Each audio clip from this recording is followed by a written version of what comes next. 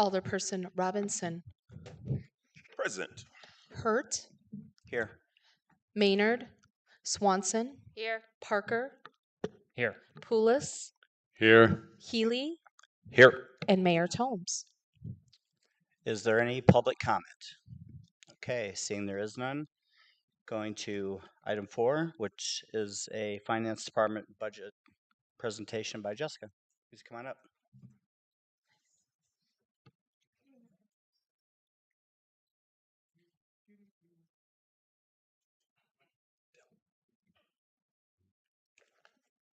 Can I just make sure that this works real quick?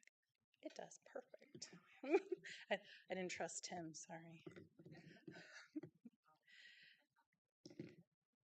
Good evening, Mayor Pro Tem, members of City Council. We're in the very early stages of planning for 2025 budget, so we wanted to give you a brief overview of what that budget planning process looks like. So, there we go. One of our primary goals when preparing a budget is balancing the budget, meaning revenues match expenditures, but there are some times, as you know, when they don't match, and that's typically when a fund has a positive fund balance, and they might have a one-time project that they want to do for that year, when we'll go ahead and allow them to budget their expenditures exceeding revenues, but we usually take those on a case-by-case basis, and we allow them to use a portion of that fund balance.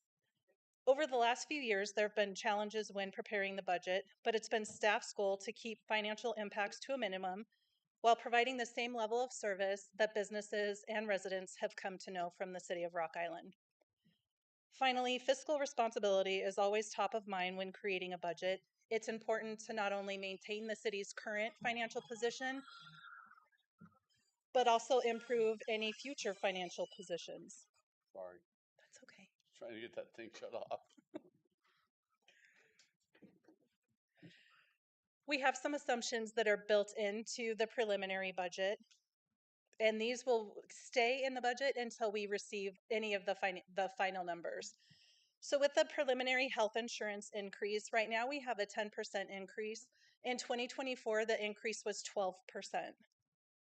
Staff won't have the actuarial analysis from the consolidated boards until August or September.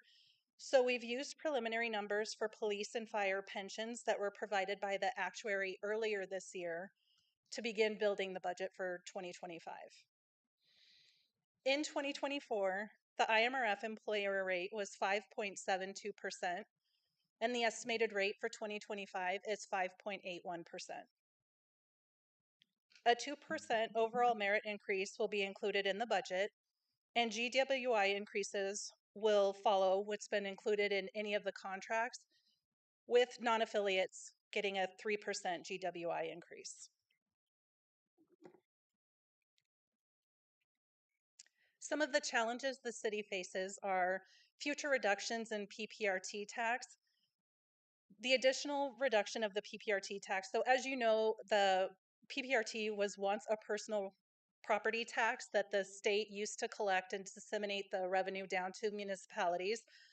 When that tax was repealed, the state agreed to continue to pay the municipalities what's called a replacement tax. Because the calculation that to disperse the funds was incorrect, they overpaid the municipalities over the course of a few years.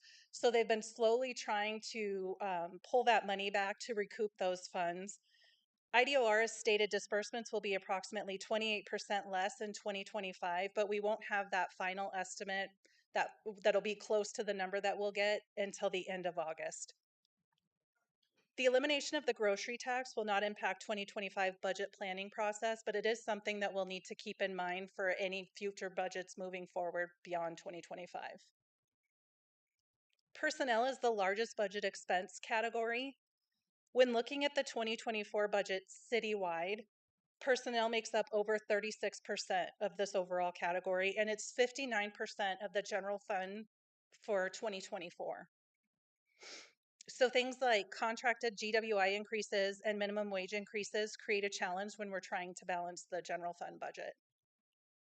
One of council's goals has been to reduce the number of funds that hold a negative fund balance.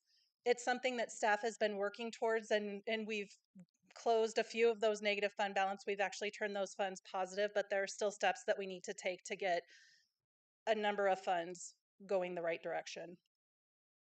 Another challenging area is building maintenance and computer replacement.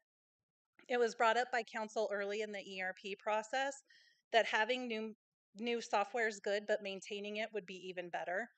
So one of our goals is to create a fund similar to the fleet amortization fund, but for things like building maintenance or computer equipment maintenance. So that way, if a computer fails or if a building needs a roof replacement, there are funds that are already in that fund that can be used for that expense rather than having to go to like the general fund or to try to find money for that expense. Approximately 74% of budgeted revenues in 2024 were in categories with restrictions. So that's another challenge that we have to keep in mind when we're trying to create a budget. So here is a refresh of the property tax breakdown that was included in the approved 2024 budget. So you can see 68% of the property tax levy was allocated to supporting police and fire pension. The library allocation was 15%, parks was 14%, and general fund received 2%. So the estimated EAV will be received by Rock Island County in about early to mid-September.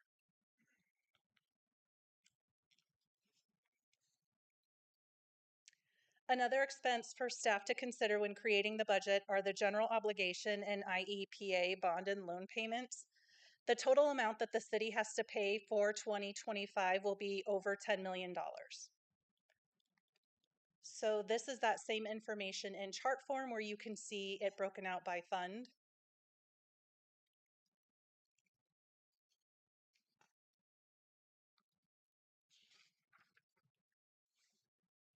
At the end of 2022, there was a surplus of $7.8 million.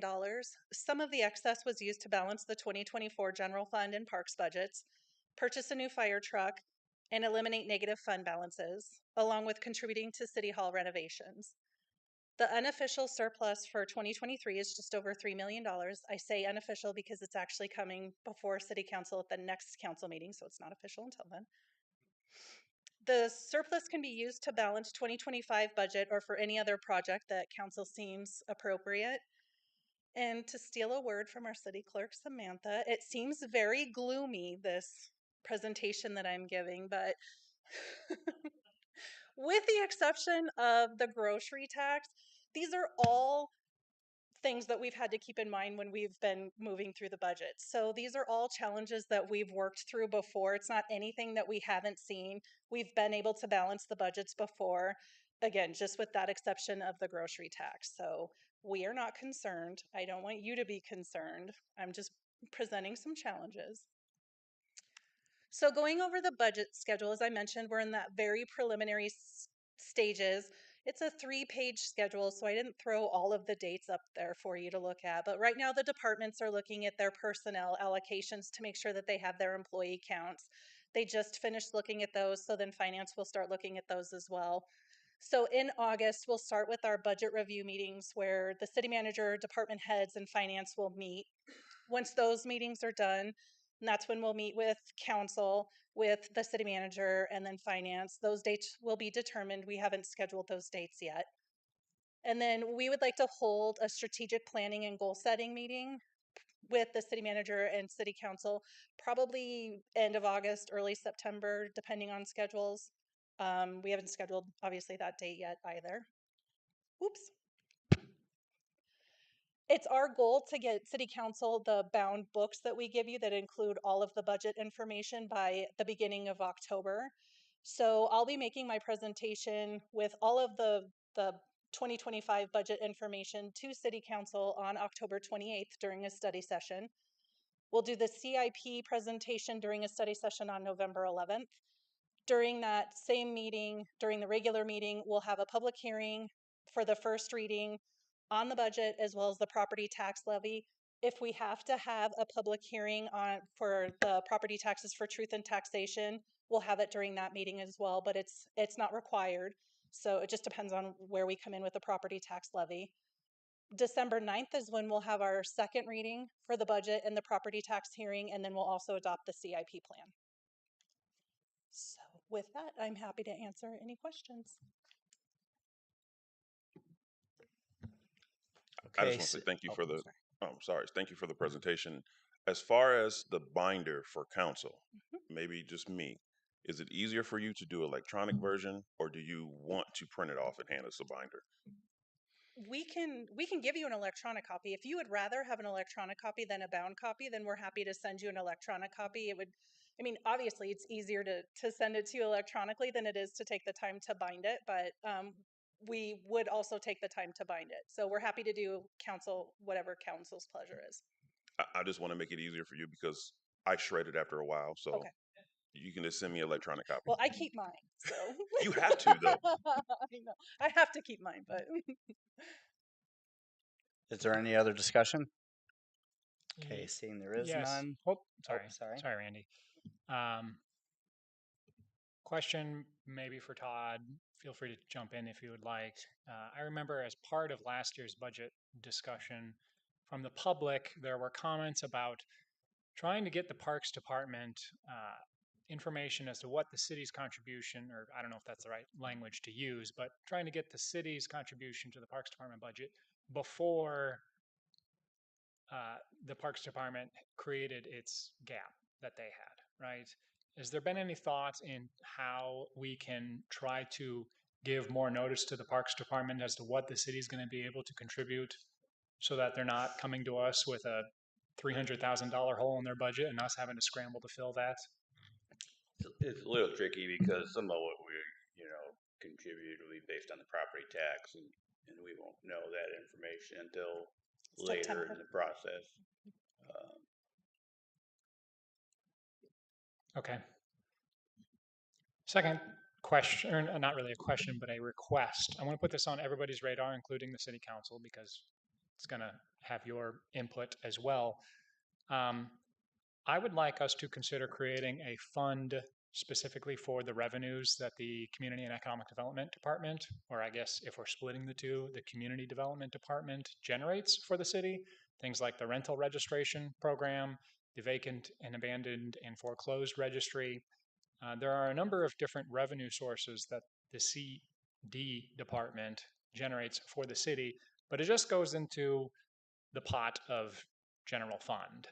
I'd like, similar to like what we did for the streets fund that we created with the utility fee for public works, a similar fund for CD revenue so that CD knows that this is the money that they've collected for the city, and then using that money for community development programming.